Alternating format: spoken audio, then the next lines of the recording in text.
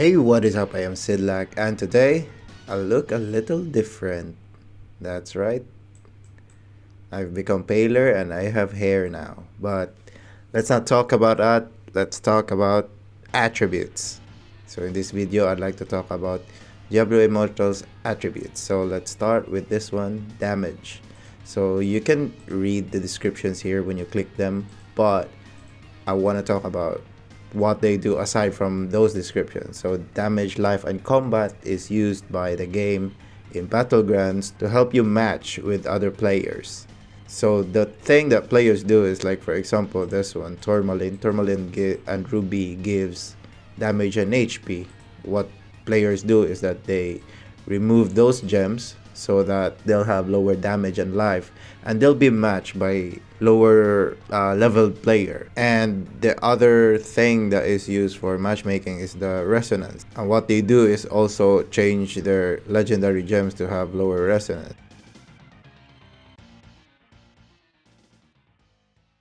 So this part here is important for PvP, and this one here is your primary attributes. Right now I'm a necromancer, so my main stats is intelligence. If I was still a monk, then my main stat would be strength.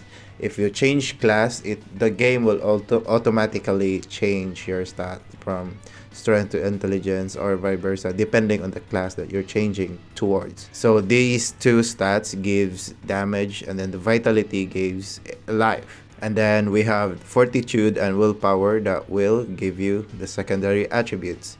You can read here what effects that they have, these secondary attributes. I'm gonna give like a brief overview. So armor decreases the damage that you take from critical damage, from critical hits, and armor penetration increases the critical damage that you deal. And armor will also decrease the damage that you take whenever you block. So you need block chance in order for armor to be effective. For armor penetration, you need critical hit chance for it to take effect. That is separate from this one, the critical hit damage. Next is the potency. It increases the duration of all the harmful effects. Not only does this increase the loss of control, like the stuns, the slow, the chill, whatever, etc., this also increases the duration of poisons, burn, anything that will increase your damage. And having skills or essences, like for example, torrential refrain from the Crusader, will definitely increase your damage if you have high potency. For resistance, this is the opposite of the potency. This is gonna reduce the duration of the harmful effects that is applied on your character. So having resistance will increase your survivability. Next is additional attributes. I figured out how the stacking works. So how it works is you take a base attribute and then add it with the buff attribute. So how do you know whether it's a base or buff attribute? Well, basically it's just whatever's in here. If it's in here, it's a buff attribute. If it's not, then it's a base attribute. How to see this? For example, this one I have Wraith, which increases my move speed. So let's see how much that is. My base here is 20. Move speed. It's 23 now because of the pain class. It's 23 now because of the pain class. But if I get out of there, so I don't have anything, and I have 20. Now if I use rate and quickly go to there, and I have 70 now because my Wraith skill gives, I'm not really sure how much it gives, 50%. Yeah, 50% move speed. So that's 20 plus 50 is 70. So that's how the stacking works. Again, the base attribute plus the buff attribute, and the buff attribute doesn't stack, it only picks the highest value amongst all them. How to test this? For example, you got pain class that gives 3%, and let's see, pain class And I'm gonna remove this. Oops. A few moments later.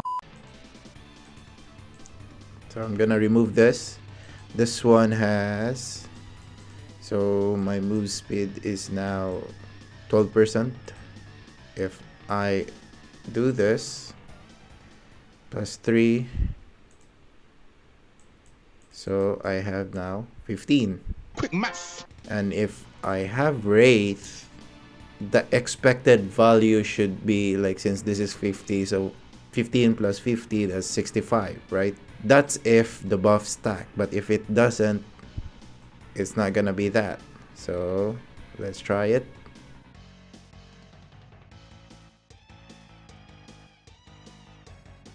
$62. So that means it doesn't stack, because if it stack, it would be 65. And now it's 62. That means it doesn't stack.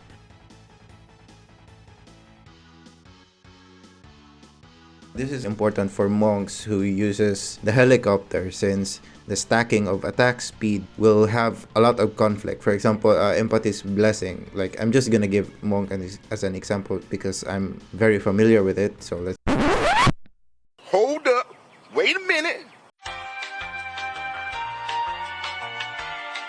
So Empathy's Blessings, it gives 25% attack speed, but if you have 4 Vitus Urges, then you'll have 30% attack speed.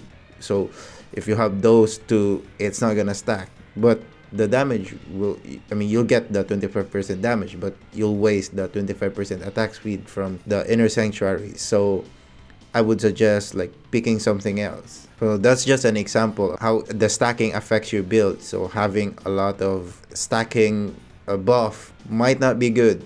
The other thing that I want to talk about is Magic Find. You can get this from having rank 5 legendary gem. 1-star gem like this one gives 5%, 2-star gives 10%, and then 5-star gives 15% Magic Find. And just to clarify, Magic Find does not increase the drop rate of equipments. It just increases the quality of the equipments that's dropped. So that's the quick guide I have for the Diablo Immortal's attribute. I hope you learned something, and if you want more quick guides, please let me know what topics or subjects that you want me to talk about.